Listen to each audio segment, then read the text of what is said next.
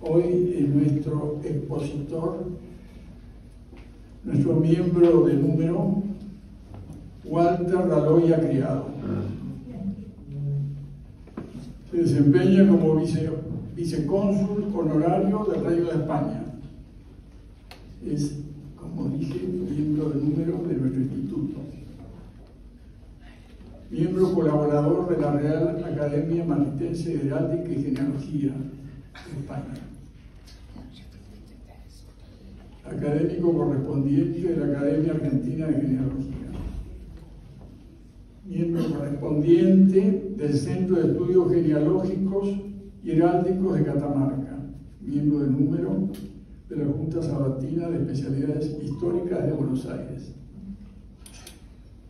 Presidente de la Asociación de Amigos del Museo de Arte Hispanoamericano Isaac Fernández Blanco. Presidente de la Comisión Argentina de Homenaje al Quinto Centenario de Santa Teresa de Jesús y miembro de la Comisión Mundial del Quinto Centenario, con sede en Ávila, España. Miembro de FADAM, Federación Argentina de Amigos de Museos. Ha publicado diversos libros. Anita de Acuénaga, la primera virreina criolla, en el año 2003. La Nunciatura Apostólica en Argentina, en el año 2005. Los Fernández Anchorena, Historia de una familia argentina, en París, en el año 2007.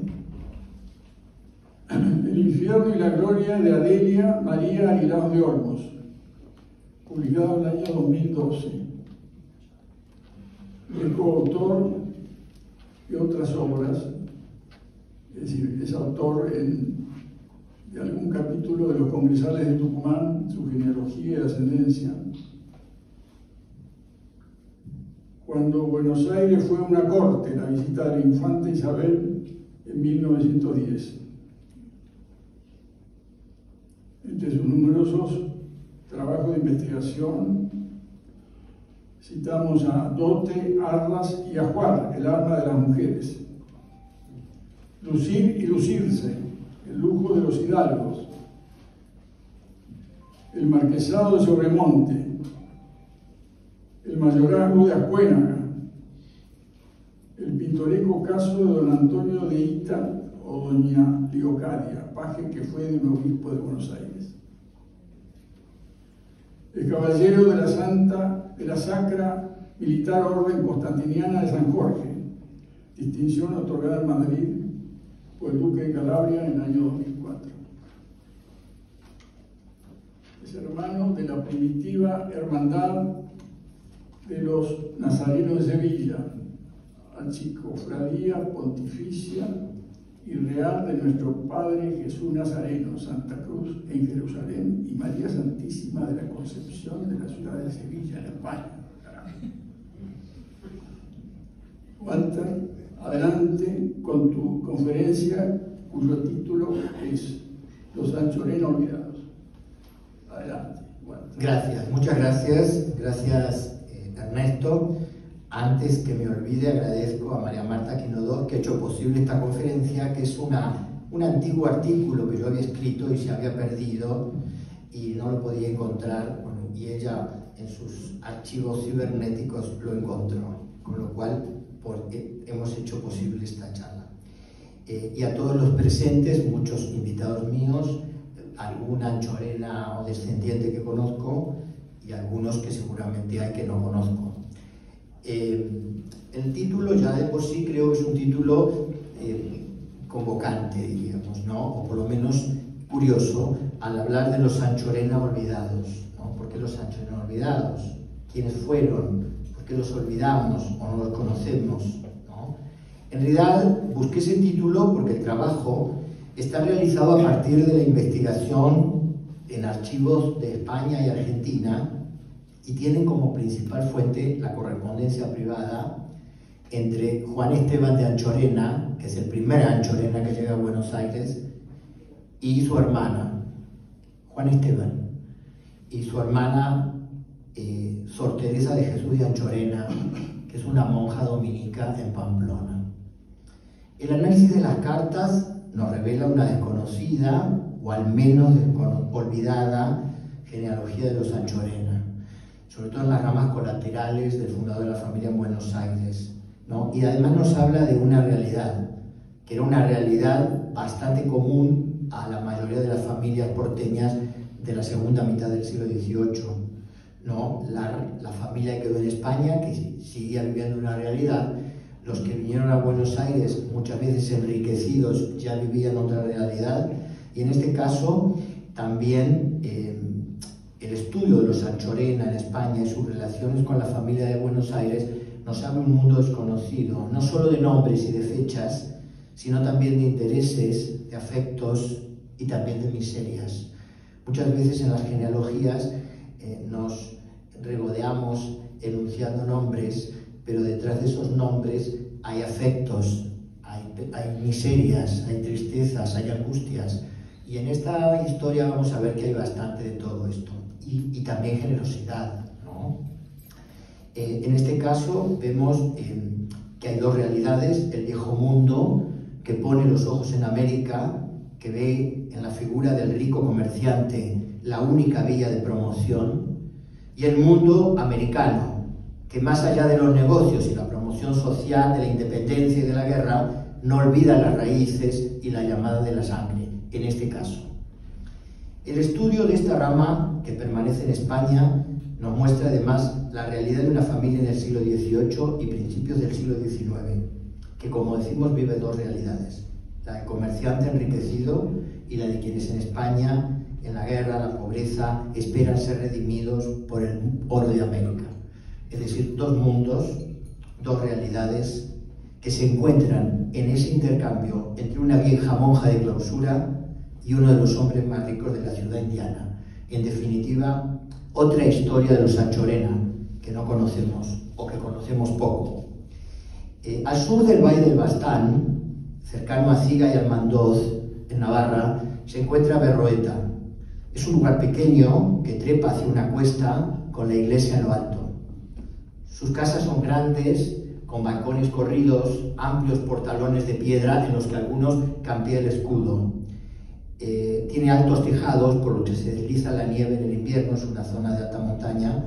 Por la fachada se abren pocas ventanas pequeñas, como digo, los balcones corridos. Y en el portalón, en algunos, hay un escudo. En el de los Anchorena, por ejemplo, la casona de Anchorena sigue ese esquema de la casa solariega del país, de la tierra navarra, ¿no? Y hay un cuadro aquí en Buenos Aires de un pintor vasco, Juan Bayón Salado, que copia la casa original de los Anchorena en Berroeta, y fue mandado pintar por la señora Anchorena de Madariaga, creo que es Carmen. El original del cuadro está en poder hoy del padre Eduardo Pérez del Lago, de la Fundación de la Santa Faz, que recibió el legado Madariaga Anchorena, y otro día, con más tiempo, se los muestro en una diapositiva. Bueno, así la calle que sale a la iglesia conduce a la Plaza Mayor, se van alineando casas en forma escalonada hasta llegar a lo alto, que está la parroquia de San Martín, un edificio del siglo XVI con arreglos barrocos que, al tañido de sus campanas, reúne a los lugareños, ¿no? Hombres y mujeres de fe sólida, como son los navarros. El retablo mayor está dedicado a San Martín, la Dolorosa, Santa Bárbara, San Miguel con el dragón y nada menos que San Fermín, que por otra parte coincide que es hoy, 7 de julio, San Fermín. Con lo cual, para los navarros y para los Anchorena puntualmente, es un día muy grande, porque en las generaciones anteriores o en las españolas, el nombre de Fermín y Fermina, por devoción al santo que hoy justamente se celebra, es un nombre que en los Anchorena se repite mucho. Bueno, allí, en esos muros y bajo el amparo de sus bóvedas, los primeros Anchorena recibieron las aguas del bautismo, fueron bendecidos en matrimonio y rezaron por sus muertos.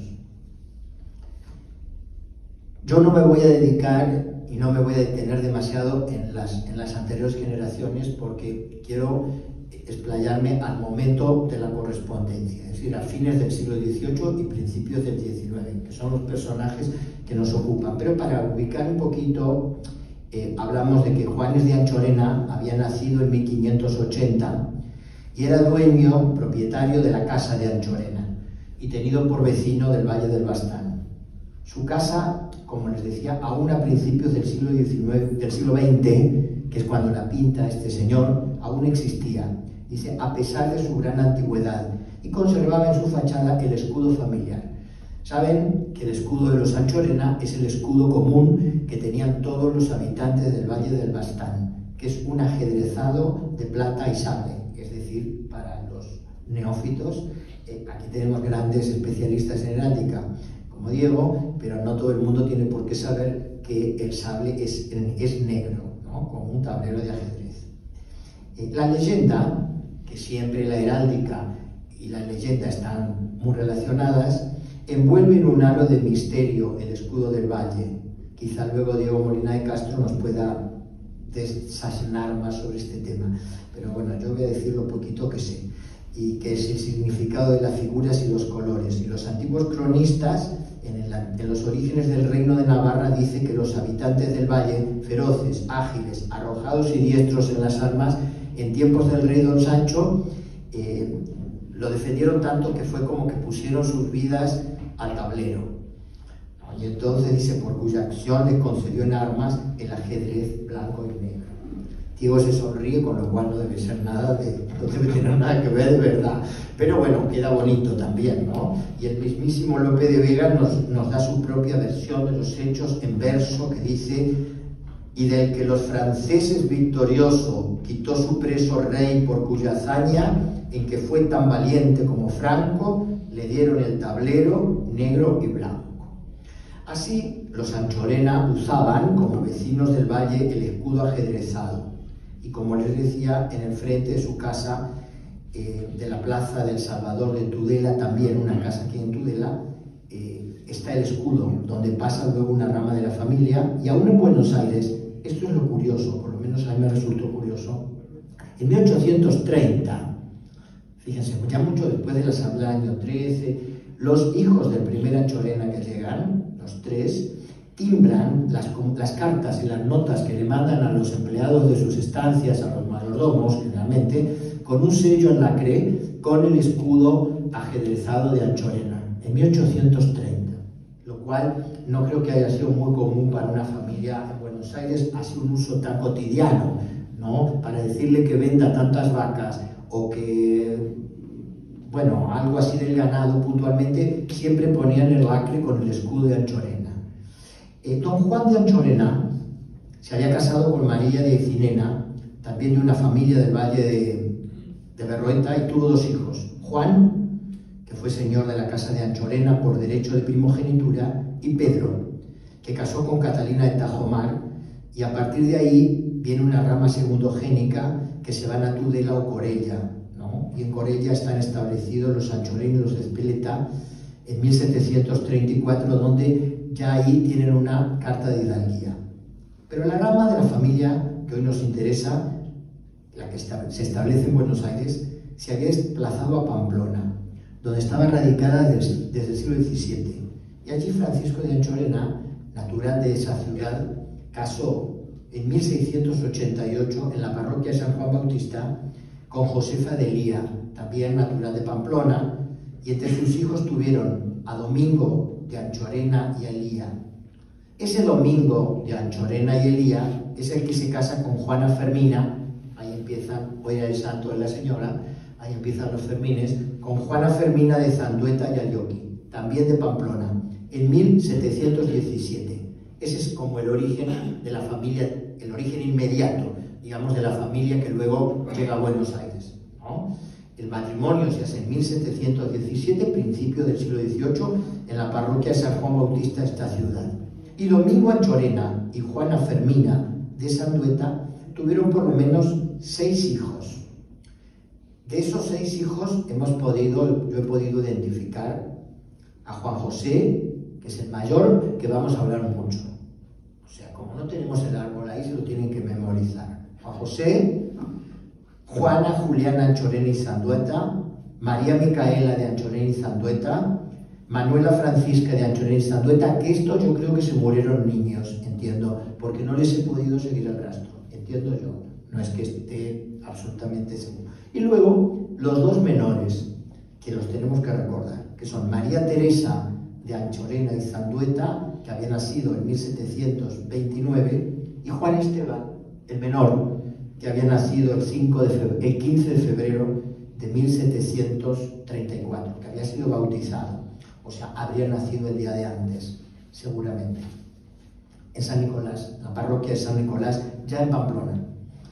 La sucesión de Domingo de Anchorena y Juana de Zandueta no ha sido, por lo menos hasta donde yo he podido investigar, muy estudiada rigurosamente, sí en la rama luego que viene argentina, ¿no?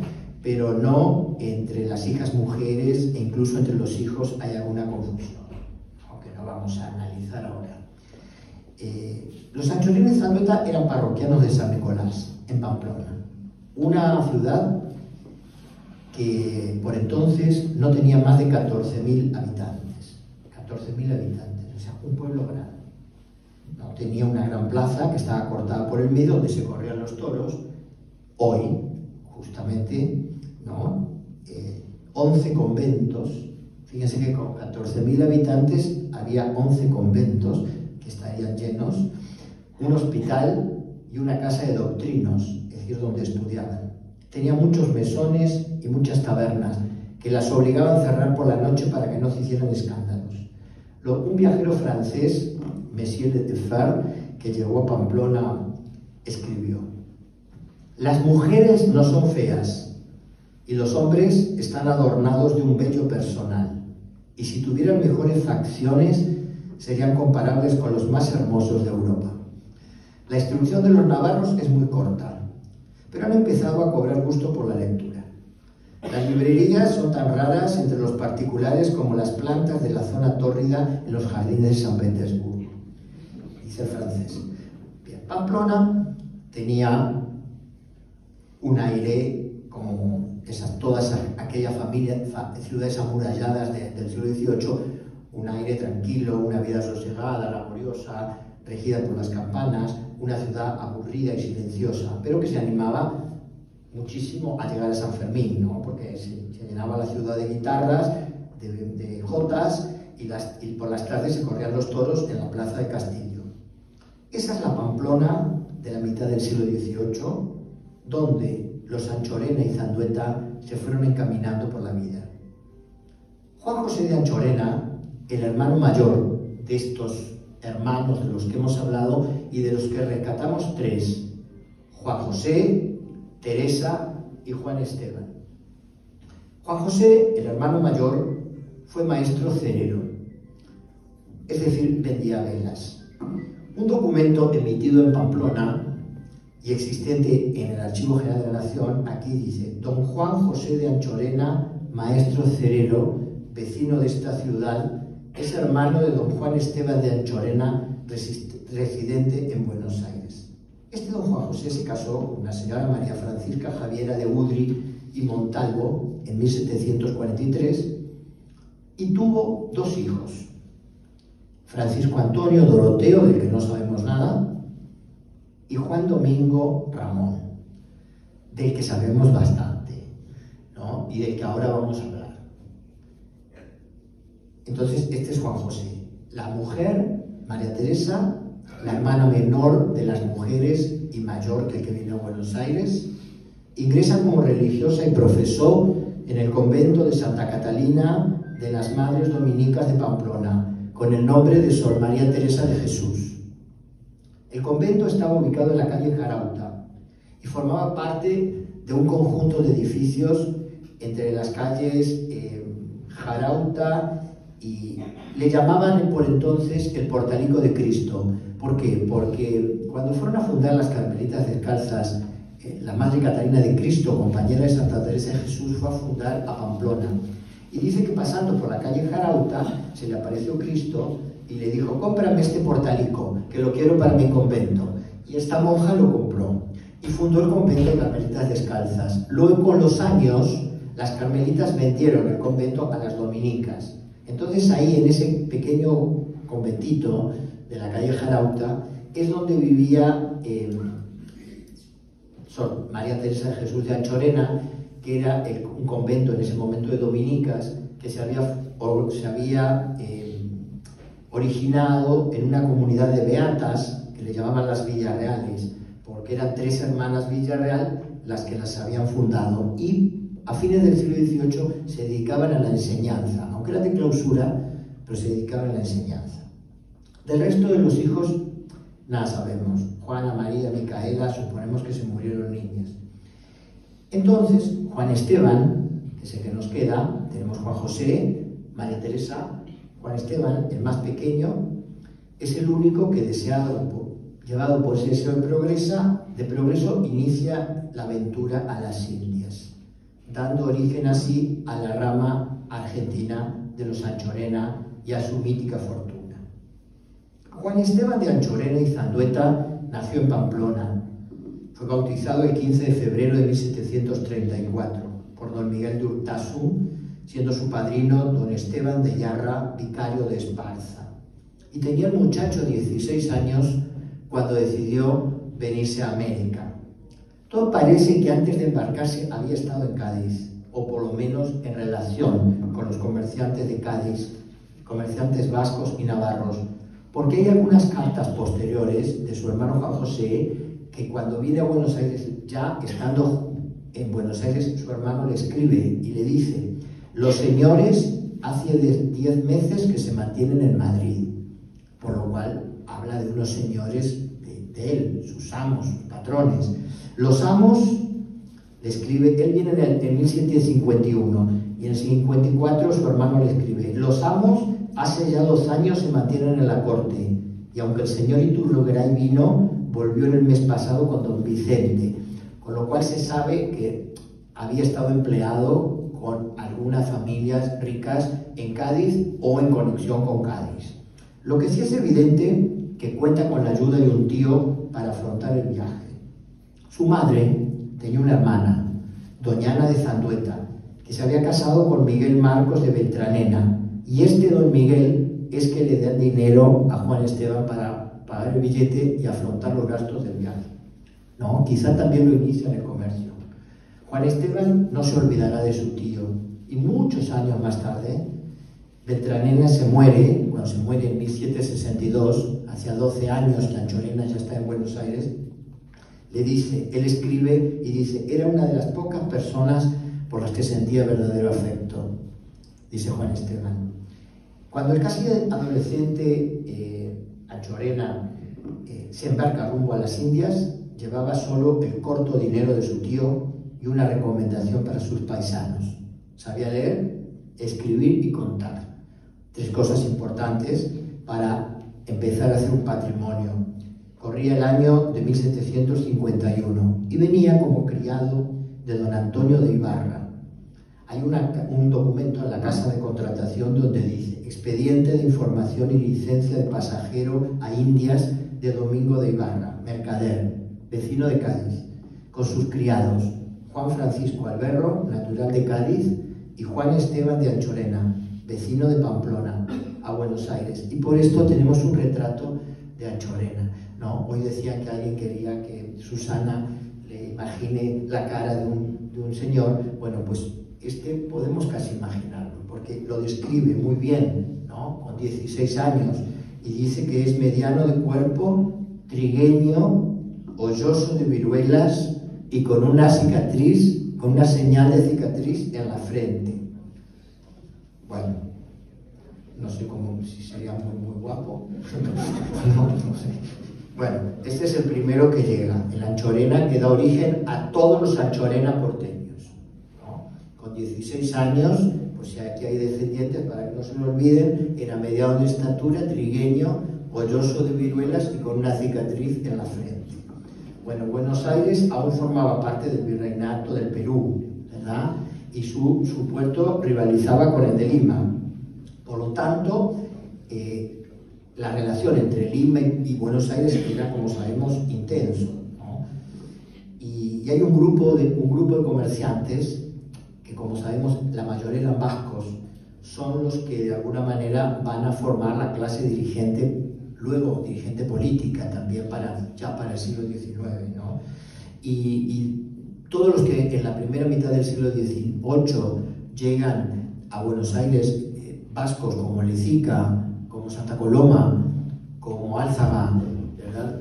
A hacer fortuna, ya en la segunda mitad del siglo XVIII son verdaderas fortunas que han amasado a través del tráfico, bueno, en Basavilbaso, por supuesto, a través del tráfico con mulas del Alto Perú y con vía marítima a Cádiz.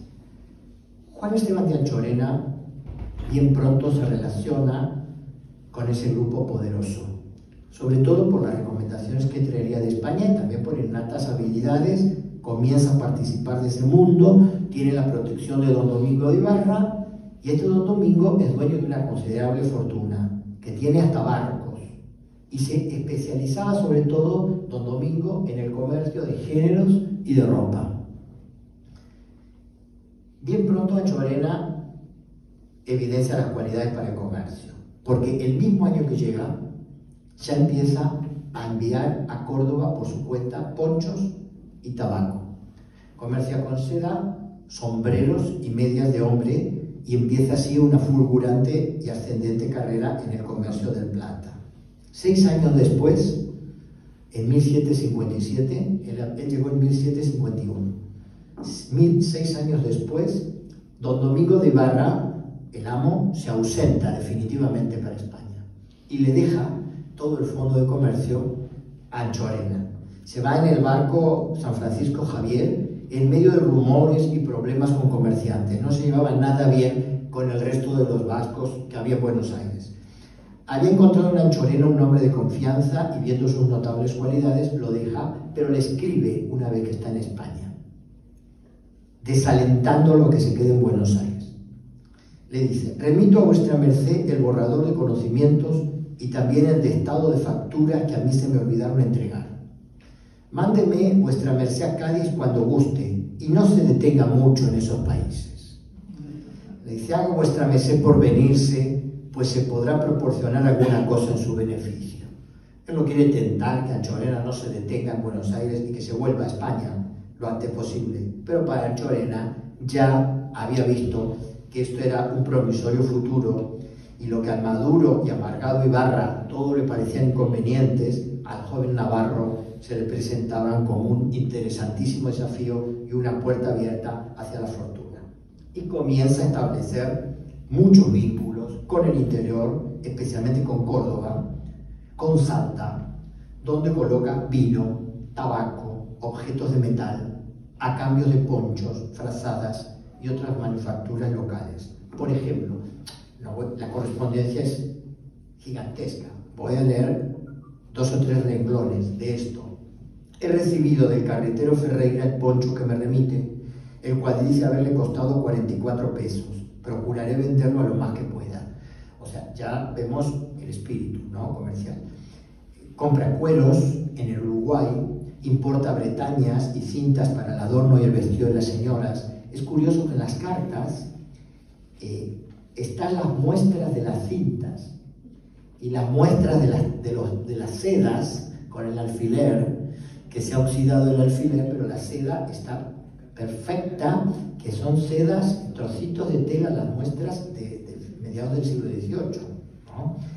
Y también compra yerba mate, envía al Alto Perú, incursiona en un negocio que, como sabemos, era muy rentable y que no tiene por qué escandalizar a nadie, porque era muy bien visto en la época, que era el tráfico de esclavos. Y entonces un señor, Juan Pérez de Bulnes, desde Córdoba le escribe: me hace falta un negrito, y si puede ser o se presenta ocasión, que sepa cosa de cocina, aunque cueste un poco más caro, le dice. Y si acaso fuere matrimonio, no me embarazo, cárguelo a la cuenta de mi primo. Bueno, en 1718, en 1765, Anchorena aparece registrado como el propietario de un negocio minorista en Buenos Aires, pero donde en realidad lleva adelante su comercio es en un comercio mayorista con el interior y con Perú y con Cádiz, ¿no? Él mismo personalmente emprende largos viajes con todo lo que el riesgo y las incomodidades significaba. Él iba, ¿no? Y en 1770 está próximo a caminar hacia Oruro y a Potosí, provincias del Perú, llevando desde Jujuy, dice, 2 cajones de chocolate, 6 cargas de ponchos, una carga de grana y 4 petacas labradas con la ropa de su uso.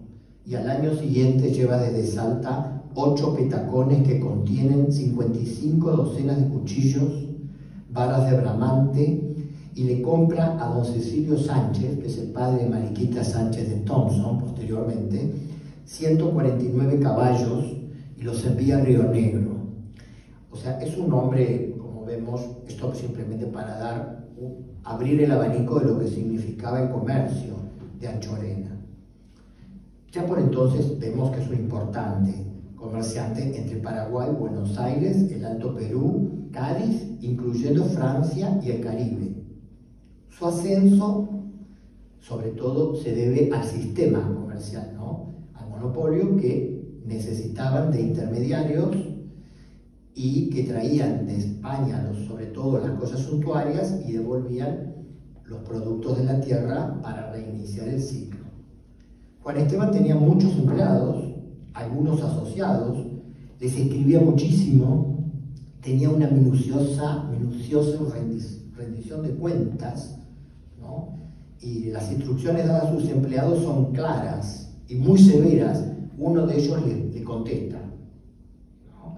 Le dice: tocante a lo que vuestra merced me previene de que no reciba a ninguno en casa, bastaba la instrucción que me dejó para que yo, aunque fuese mi padre, sin orden de vuestra merced, no recibiría a nadie. En 1773, el adolescente aquel, asombrado, que llegó a Buenos Aires 20 años antes, ya convertido en hombre rico y respetado, pensó en casarse. Su amigo, el importante comerciante y hacendado de Córdoba, Juan Francisco Díaz, le escribe felicitándole por la decisión. Fíjense qué interesante lo que le dice, ¿no? Porque había muchos solterones entre todos estos comerciantes. Muchos se casaron con las hijas de las viejas familias, pero muchos se quedaban solteros. Y entonces le dice: sobre todo me ha alegrado mucho el pensamiento de haber elegido tomar estado, que me dice.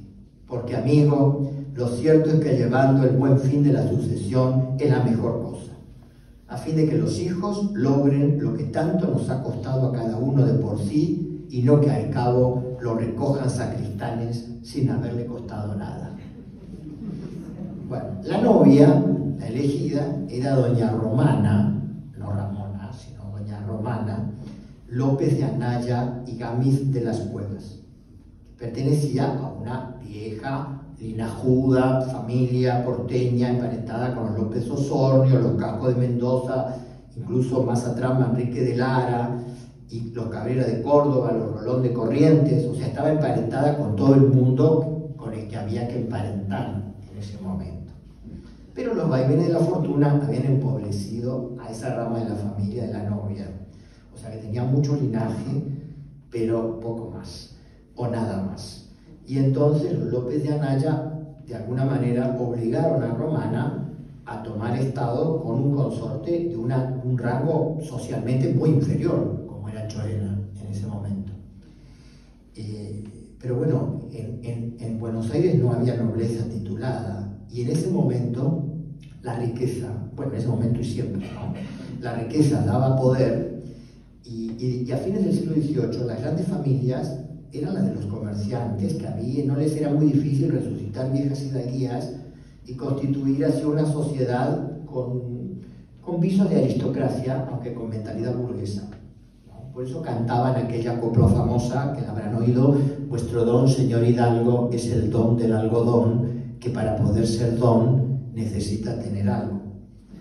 Así, Juan Esteban de Anchorena, para contraer matrimonio, tramita en España su prueba de hidalguía. Lo solicita a la Corte Mayor de Navarra, traslado de la sentencia que se le otorgó a su tía segunda en Corella en 1734, y el 20 de diciembre de 1773 recibe en Buenos Aires la certificación de hidalguía, dándole la facultad para usar el escudo de armas de la Casa de Anchorena en los sitios y parajes que le pareciera, y le guardasen todas las exenciones y prerrogativas que les corresponden a los hijos de Algo. La boda se realiza en la catedral, aunque, como saben, las obras de la catedral duraron casi un siglo, ¿no? Entonces se decía, esto es más largo que las obras de la catedral. Y entonces las ceremonias y todo lo tocante a culto se realizaba en la Merced. O sea, que es en la catedral jurídicamente, pero físicamente es en la Merced. El 4 de septiembre de 1773 se formaliza el matrimonio entre Juan Esteban de Anchorena y Romana López de Anaya, y actuaban como padrinos o testigos del acto don Manuel de Prado y doña Juana María Gamiz de las Cuevas, tía de la novia. Fue una ceremonia discreta y privada, casi un trámite burocrático, a fin de formalizar el enlace, porque el novio no estaba. El novio estaba ausente en el Alto Perú, y la boda se realizó por poderes, y representando a Anchorena, su amigo y hombre de confianza, don Cristóbal de Aguirre.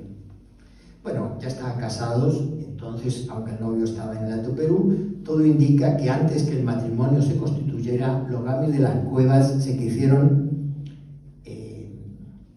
asegurar que el novio estaba en condiciones de dar un muy bien y promisorio futuro a la novia, ¿no? A la hija. Y entonces le obligan a hacer una declaración, dice, condición expresa, según consta en el documento, por consentir que la unión, cuánto iba a aportar el novio y la novia, ¿no? En ese trámite que habían realizado.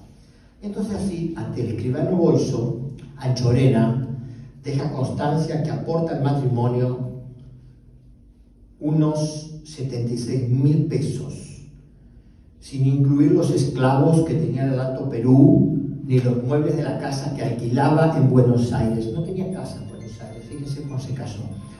Tenía, también agrega, una casa en Jujuy, en la Plaza Mayor de Jujuy, y lo que más valor tiene son las 3 partidas que había recibido de España y que eran de mercadería, ¿no? Y que eran la casi totalidad de su patrimonio, que se componían de también una carga de yerba que había vendido en Santa Fe, préstamos de dinero en Cádiz, otras mercaderías en Salta y en Potosí completaban su capital.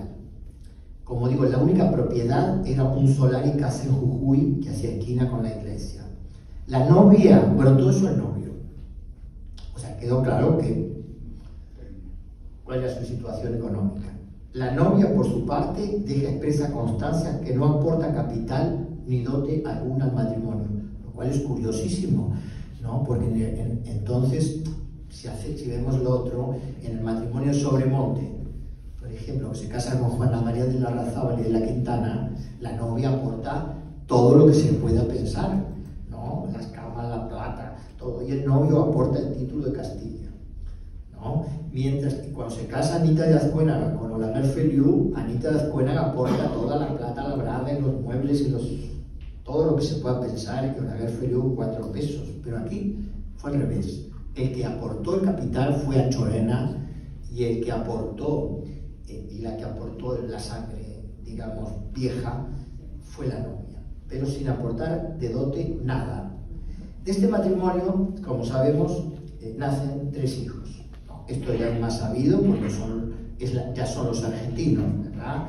Quienes son los que se multiplicarán en los Anchorena argentinos, dando origen así a esa mítica leyenda también que en los versos de Estanislao del Campo dice: si quiere plata tendrá, la bolsa está siempre llena, y más rico que Anchorena con decir quiero será, ¿no? Bueno, sabemos, porque algunos lo sabrán y otros, por si alguien no lo supiera, que ellos tienen 3 hijos, que son Juan José Cristóbal, Tomás y Mariano Nicolás.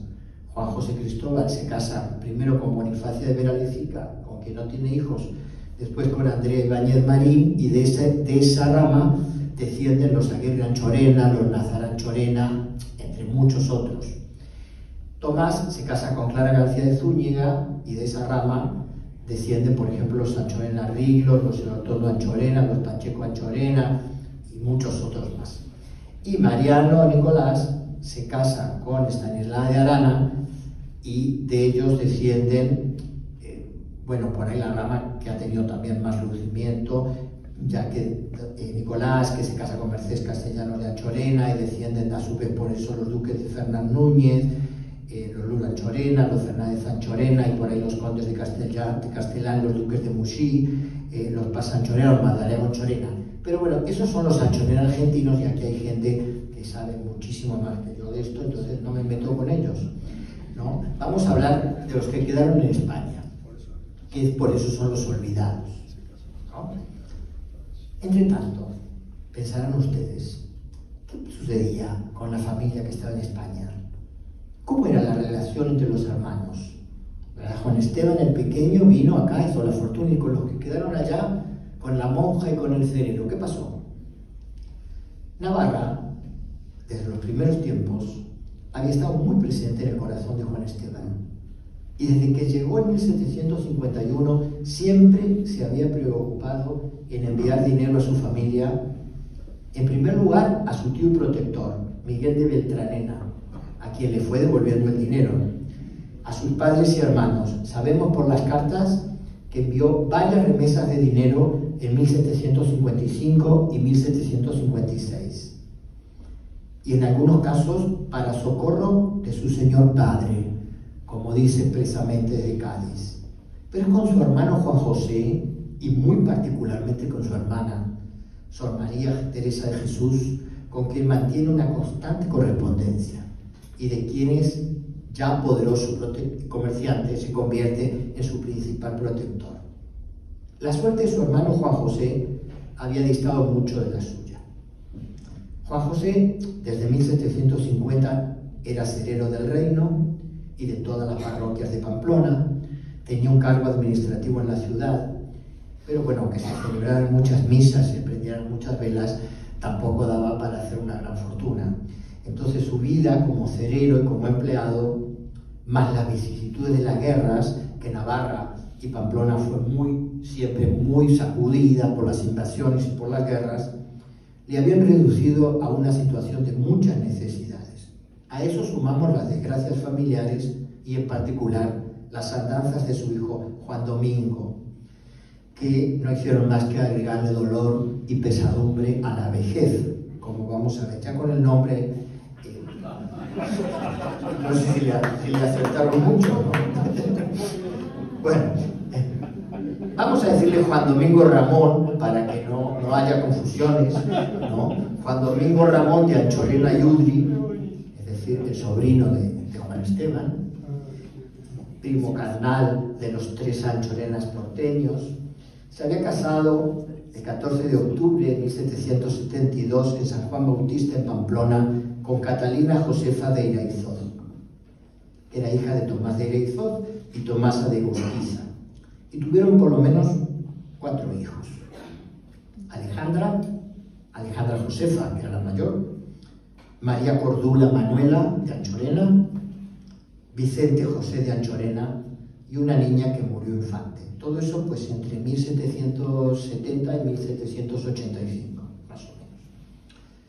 Se murió la mujer de Juan Domingo Ramón y se casó por segunda vez pocos meses después de viudo en la iglesia de Santa María de Lerí, otro pueblo también de Navarra, con Catalina de Barón, hija de Antonio de Barón, y María Josefa del Sol, pero con quien no tuvieron sucesión. Sabemos con todo detalle las andanzas de Juan Domingo por las cartas que al tío de Buenos Aires le escribió el que sería su sobrino político unos años después. Leemos la carta. En la última campaña que tuvimos con la Francia, Juan Domingo estaba empleado en el almacén real, en cuyo transcurso murió su mujer. Y a pocos días que murió, contrajo por segunda vez matrimonio con una mujer desconocida, lo que fue muy sensible a su padre, hijos y demás parentela. Por fin, aquello pasó, y aún con ventajas que gracias a Dios se le murió sin tener sucesión en ese matrimonio. Que hubiera sido aún mayor el dolor si hubiera tenido hijos, pero como Dios sabe lo que le conviene, lo remedió a él. Al mismo tiempo, tuvo orden de que condujese los caudales que en su poder estaban, pertenecientes a la dicha real hacienda, a Pamplona, y viniendo de camino, dijo que le asaltaron ladrones y que le habían robado el dinero. Tomó dicha real hacienda las providencias, que en este caso son debidas, y se le justificó que no hubo tal robo, sino que lo escondió y al dinero, por cuyo motivo se le derivó la real hacienda 4 años a Ceuta y 6 fuera del reino. Habiendo quedado entonces este personaje curioso, Juan Domingo, 2 veces viudo, la segunda vez casado 5 días después que se murió la mujer, trasladando el dinero, se autoasalta, lo descubre y lo destierra en la Ceuta. Y deja a esos 3 chicos al cuidado del abuelo, el pobre heredero que no le sobraba nada. Pequeños, sin dinero, el más completo desamparo. Josefa Alejandra, la mayor, estaba al cuidado del abuelo. A Cordula, que pobre tampoco la bendijeron mucho con el nombre, no, a Cordula la mandaron con una tía a otro pueblo, a Talavera de la Reina, y a Puente la Reina, y a Vicente también con el abuelo, y la más pequeña se les murió. Entonces Teresa de Jesús la monja, Teresa de Jesús de Anchorena, ¿no?, la tía, no deja de pedir y de obrar por ellos, y será gracias a Juan Esteban, el que está en Buenos Aires, que envía dinero de Buenos Aires, que los huérfanos pueden ir encaminando sus vidas. Pero para eso Juan Esteban también era un hueso bastante difícil de roer, no era de muy mano suelta, ¿no? Entonces la monja hace todo un trabajo de convicción muy interesante, ya verán. Bueno, pero Juan Esteban en el fondo no se olvida de su familia y le tiene dicho al conde de las 5 Torres que tenga siempre dispuesta en Cádiz una determinada cantidad de dinero por si la familia se veía en un aprieto y le pedía que se lo diera. Así le dice Juan José a su hermano en Buenos Aires en 1792. La Teresa me ha participado la gran caridad de que has usado concediéndole la facultad de que siempre que tenga por conveniente pueda recoger 3 billetes de 600 pesos que tienes en poder del señor conde de las 5 Torres y que a su arbitrio pueda disponer de ellas, sea para acomodo de mi sobrina y nieta mía o otra cosa que tengamos por conveniente. Es decir, que de Buenos Aires le da a la monja la autorización para que retire cuando se vea mucho aprieto y que la monja luego disponga de ese dinero para el remedio de estos chicos y del hermano pobre. Sor Teresa es en realidad quien desde su convento de la calle Jarauta va tejiendo una red de relaciones e informando al hermano Juan Esteban de todas las necesidades de la familia, tocando su corazón y su bolsillo también, ¿no? Y le escribe, la monja le escribe: veo, me dices, que si se me ofrece algo, acuda al dicho señor conde, que me atenderá. Así lo espero de ese señor si llegara el caso de ello, porque a Juan Fermín Aspíllaga, nuestro pariente, se sirvió Dios llevarlo para sí el día 21 de junio último. Sabes que mi bulario, dejado por mi tiana, quedó fundado sobre los bienes que le donó a este, y respecto de que la casa no ha quedado con sobrados caudales, puede ser que la paga no me sea muy puntual. Y si tal sucede, no es bien parecido que para su cobro me ponga mal, como su viuda nuestra prima. Por entonces, si tal aconteciera, me será preciso valerme de tu favor, y le escribiré al dicho señor conde. La tía a la que hace referencia Sor María Teresa era doña Ana de Zandueta, hermana de la madre y la viuda de don Miguel de Beltranena, el que había ayudado a venir a Anchorena, que había muerto en Pamplona sin hijos, y había dejado a su sobrino Aspíllaga un violario a Sor Teresa. El violario era la pensión anual que los bienes que el poseedor de los bienes paternos acostumbraba a dar a la persona que entraba en religión. Digamos, como una mensualidad o a las monjas y a los curas, los que recibían la herencia paterna, un violario era como una mensualidad o algo anual que le daban. Pero en este caso habían quedado con tan poca plata todos que ella dice que parece ser que no le va a dar para el violario, claramente, y para no pelearse con la la tía, es mejor pedir lo que el de Buenos Aires le mandaba, ¿no?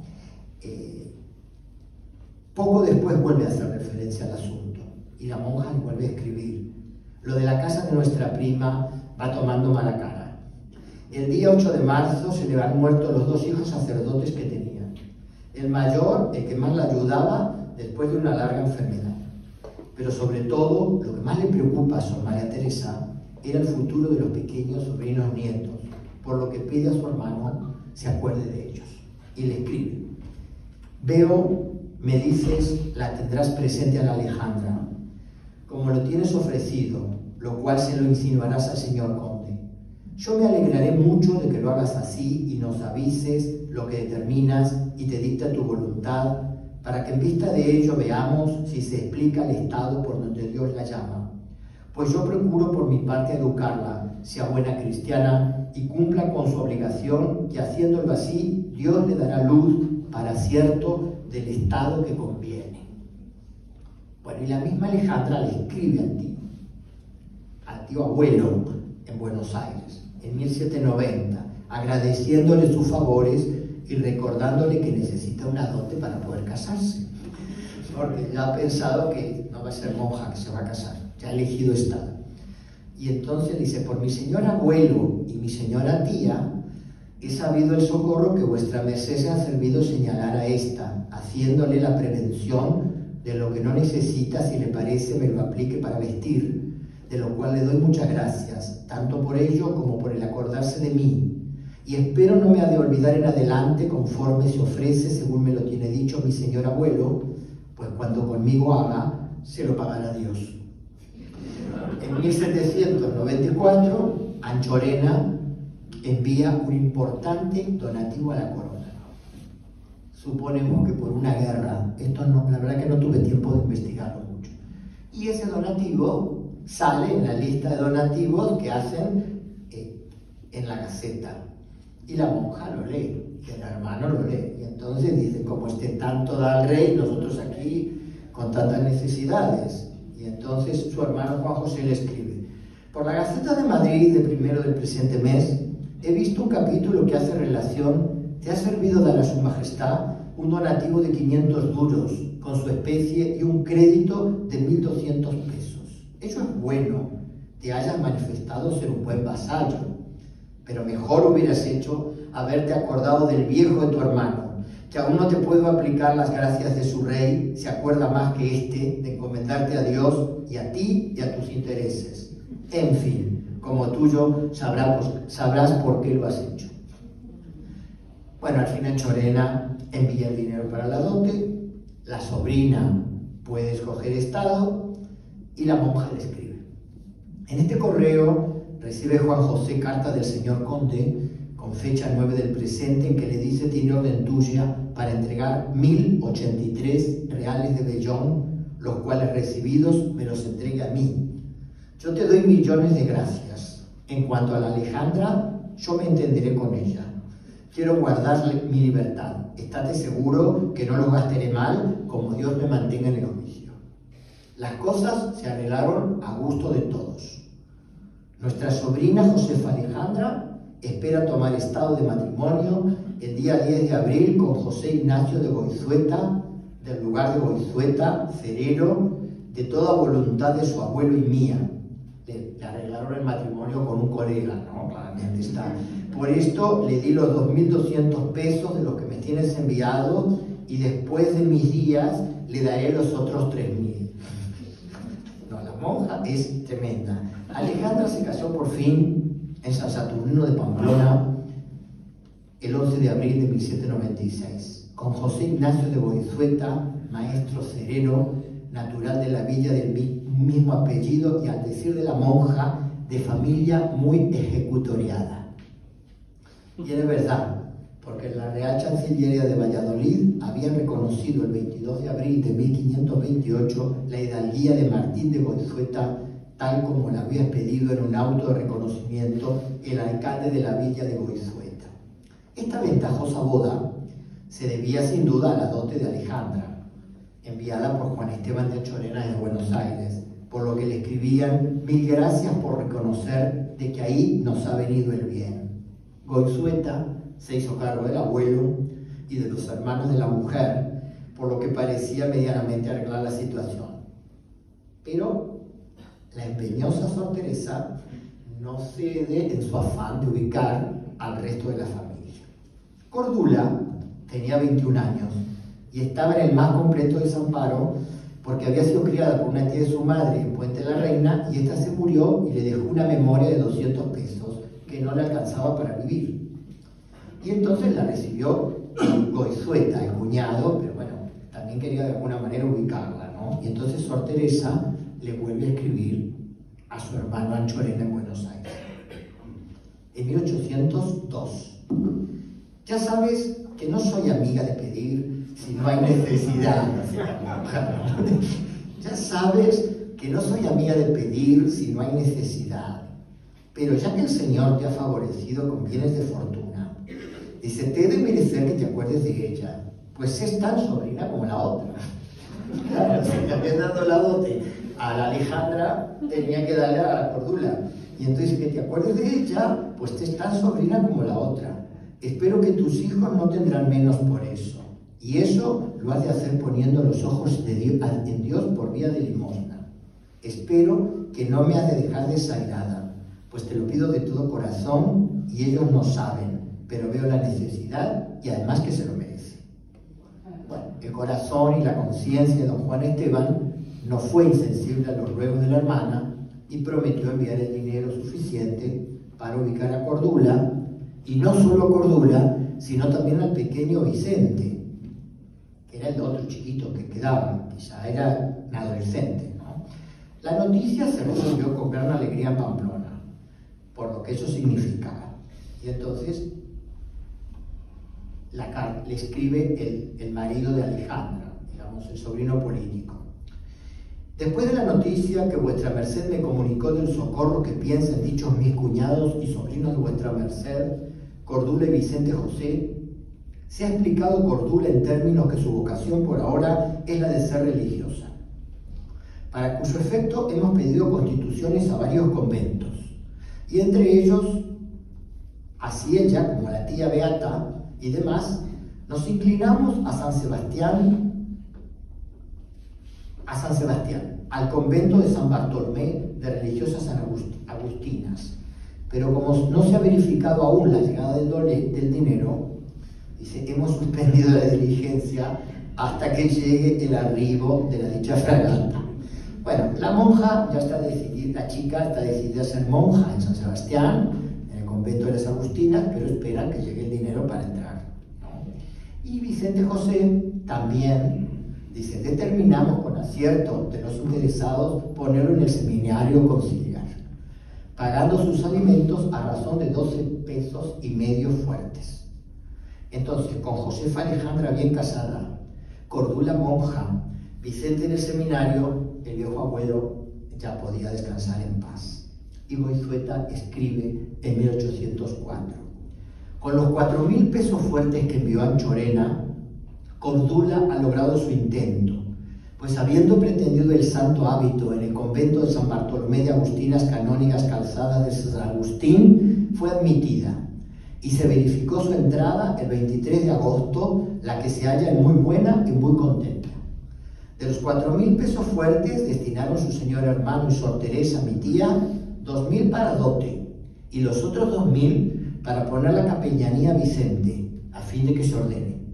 Lo entramos de colegial en el seminario episcopal, y no pierde tiempo, pues ahora va a principiar teología después de haber concluido los 3 años de gramática y 3 de filosofía. Su edad ya es de 20 años, de modo que dentro de 5 años podrá ser sacerdote. Es grandísima la obra de caridad que vuestra merced acaba de hacer, pues dichos 4.000 pesos me parece se van a emplear, pero muchas veces bien, como vuestra merced no lo ignora. La una con una de muestra ser una completa religiosa, y el otro, a razón natural, debemos pensar en un digno sacerdote según los principios que le dan. Y agrega más que agradecido el sobrino, Dios le pagará a vuestra merced el 100 por 1. El viejo hermano En tanto, poco antes de morir, escribe: ya te consideramos redentor nuestro, al de Argentina, al Buenos Aires, y jamás olvidaremos este beneficio. Cordula de Anchorena, efectivamente, profesó como religiosa en el convento de Madres Canónigas Agustinas de San Bartolomé de la ciudad de San Sebastián el 26 de agosto de 1804, mientras aquí eran las invasiones inglesas. José Vicente de Anchorena se ordenó sacerdote y por 1815 cumplía su ministerio en la parroquia de San Pedro de Puente de la Reina.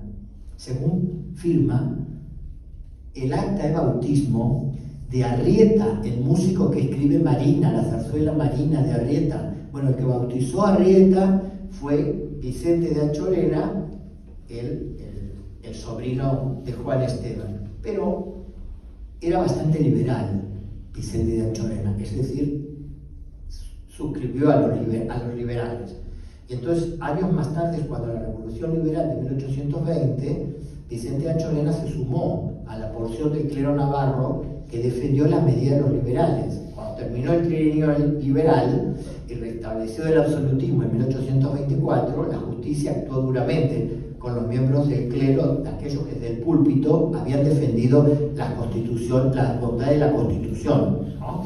Y entonces fue muy castigado y fue multado junto con otros curas y tuvieron que pagar 50 ducados más las costas. Alejandra de Anchorena, en su matrimonio con José Ignacio de Goizueta, fue madre de varios hijos: de María Cordula, de María Vicenta Prudencia, de Francisco de Asís, de Damaso Fermín y de Salvadora Josefa Fermina de Goizueta y Anchorena.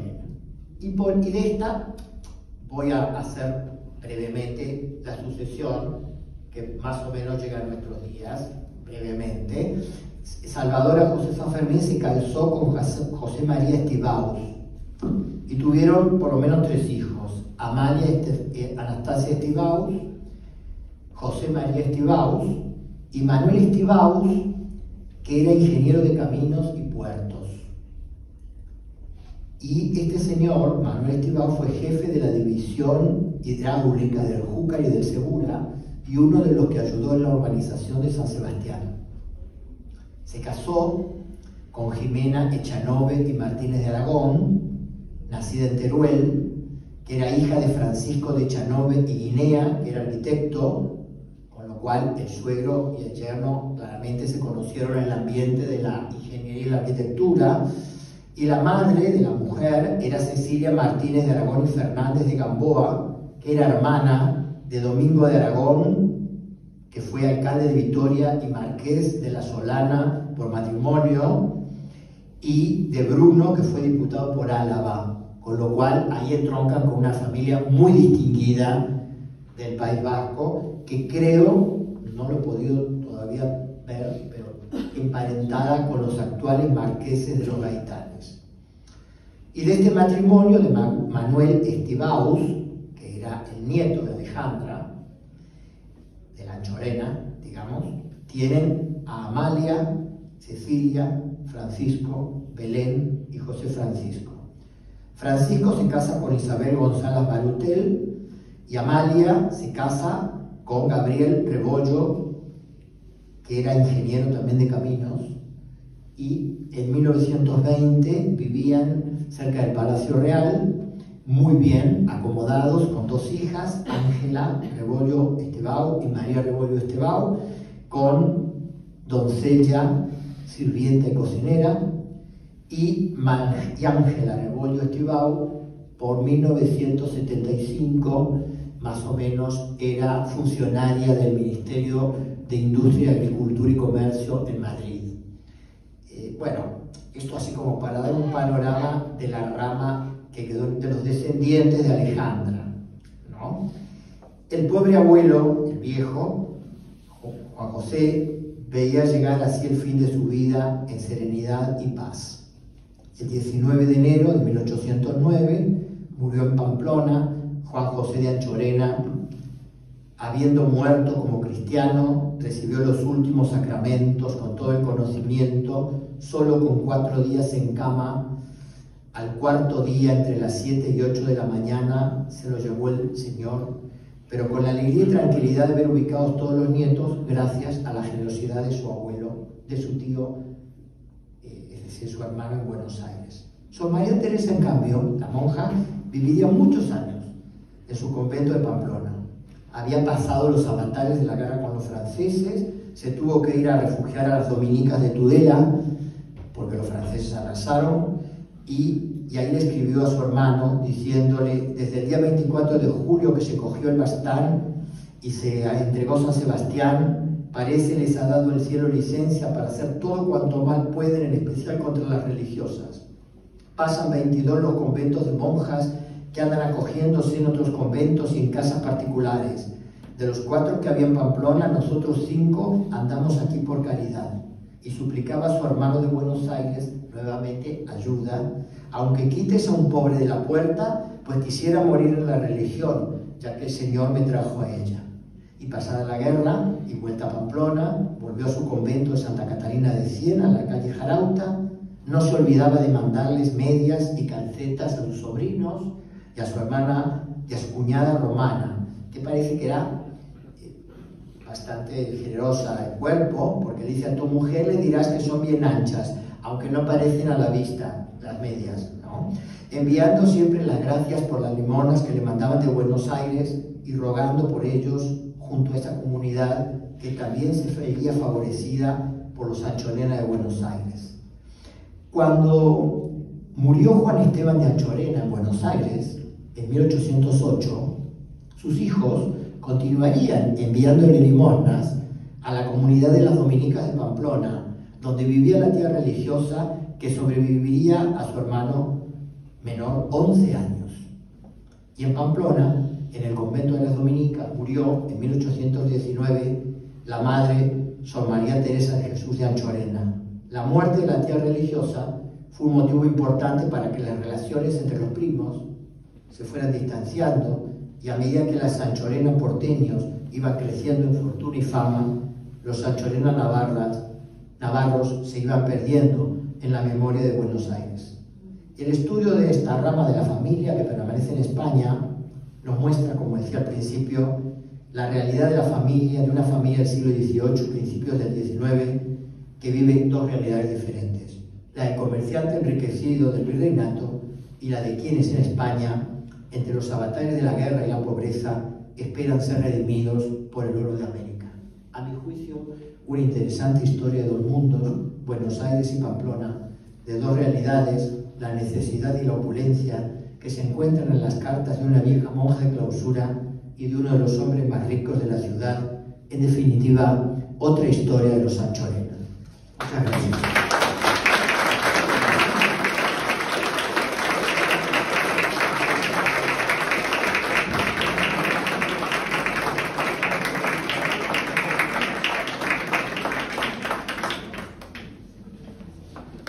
¿Preguntas al expositor? Acá, bebé. Sí, sí. ¿Cómo se enviaba el dinero? ¿A oro físico? No. Sí, física. ¿Oro? Juan Isidro Quesada dice que sí, que se mandaría plata. Plata. O moneda. O barras de cambio. Letras de cambio también. Letras de cambio. Letras de cambio. Yo creo que era el medio.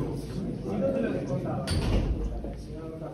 Bueno, yo creo que eso sí, había de estos comerciantes que también prestaban dinero y recibían dinero, hacían un poco las funciones de los bancos, diríamos, ¿no? Porque le mandaban mercaderías y entonces tenían dinero como cuentas abiertas, no sé cómo, no de dinero no entiendo mucho, no te puedo explicar. Pero Juan Nazar, que además es navarro, también hoy feliz día en San Fermín, quiera decir algo. Es muy parecido a cómo funcionan los bancos hoy, con los encajes internacionales. En la época de la casa de contratación en Cádiz había metálico que era de la corona, que funcionaba como redescuento para las casas de cambio y los bancos con letras de cambio. Idéntico como funciona hoy. Yo tengo 2 preguntas.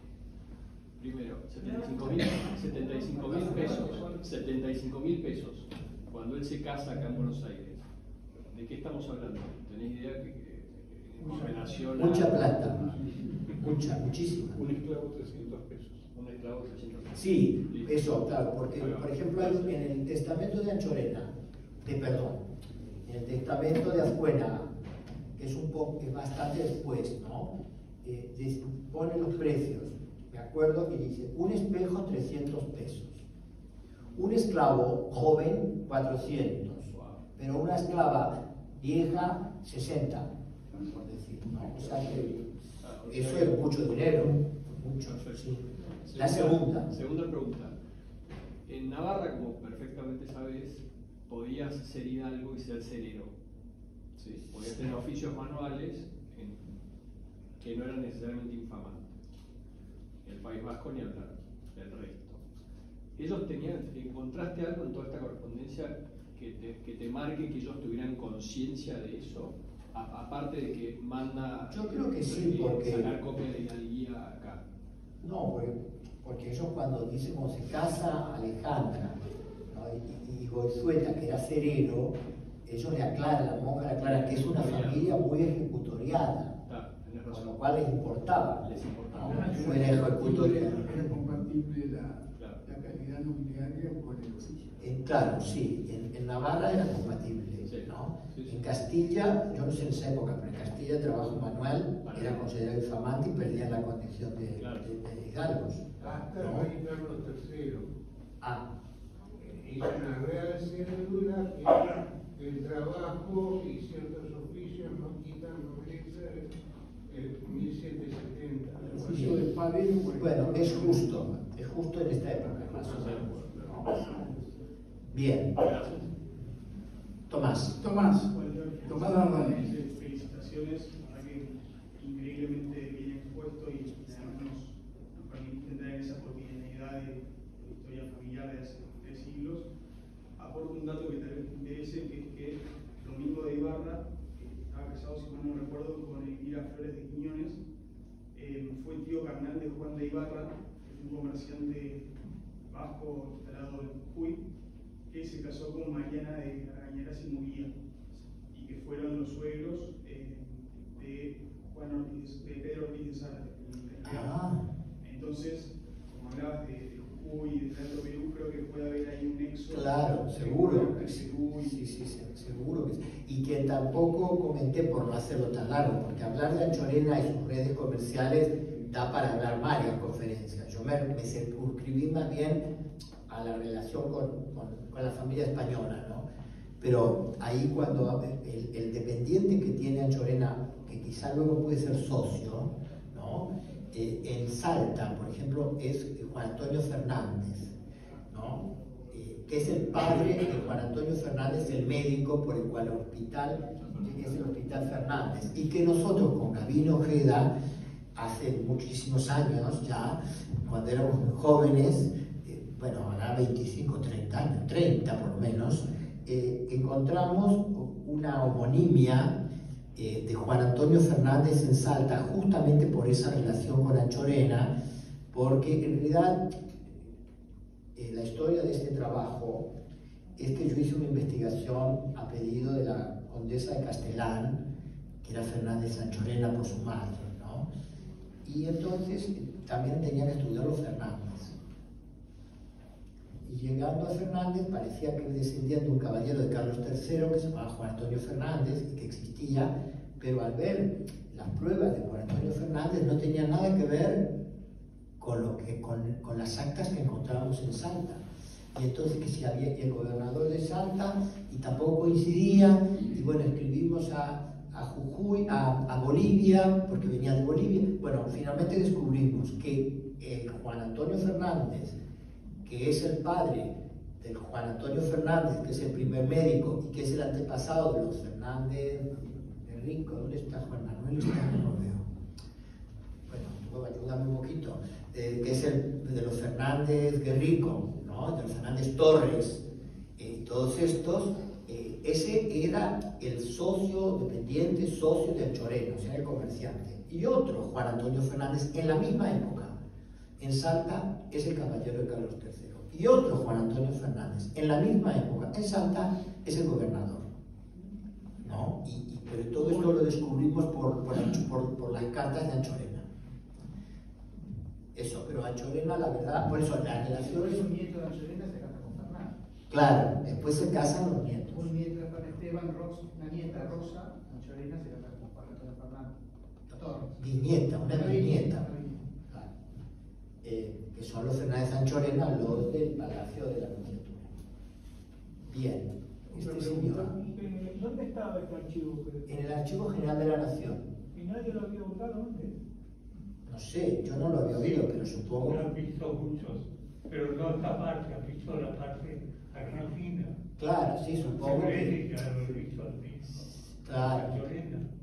Sí, claro, pero como esta parte aparentemente es como podríamos, a mí me resultó muy interesante, ¿no? A la condesa no le interesó nada. Por eso yo tengo toda la libertad de decirlo, porque ella lo excluyó del libro, porque me pareció que no era muy interesante, ¿no? Pero bueno, a mí me parecieron unos orígenes muy interesantes, ¿no? Me pareció muy interesante la figura de Sor Teresa de Jesús, ¿no? La monja, que es la que arma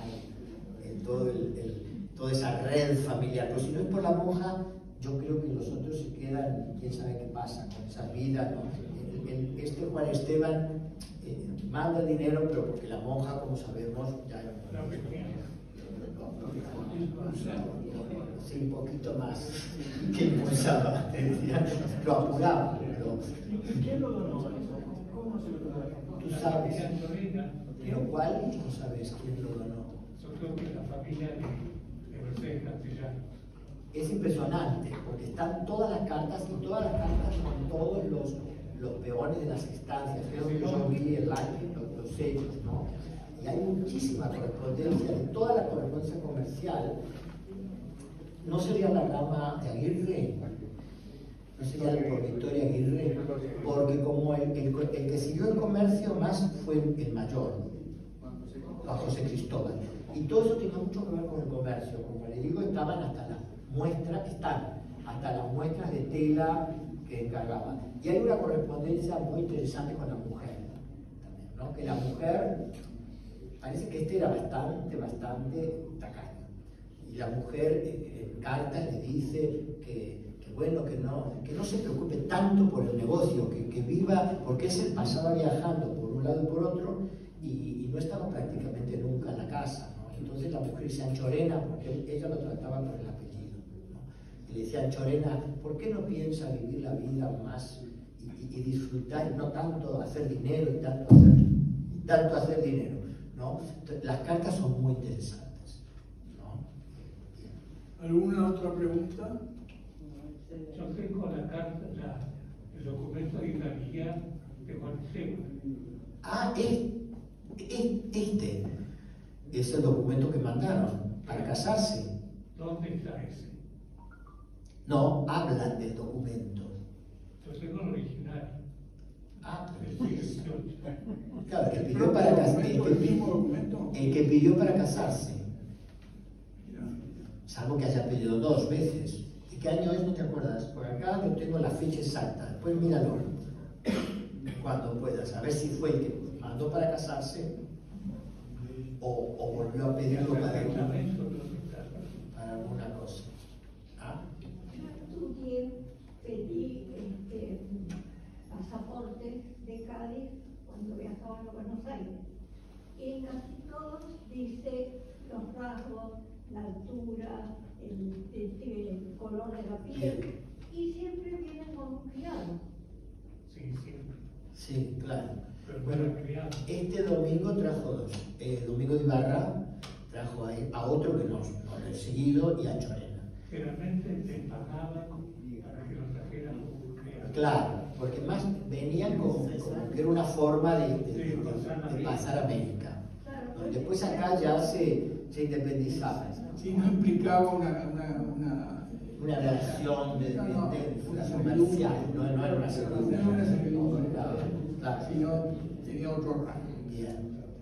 Walter, felicitaciones.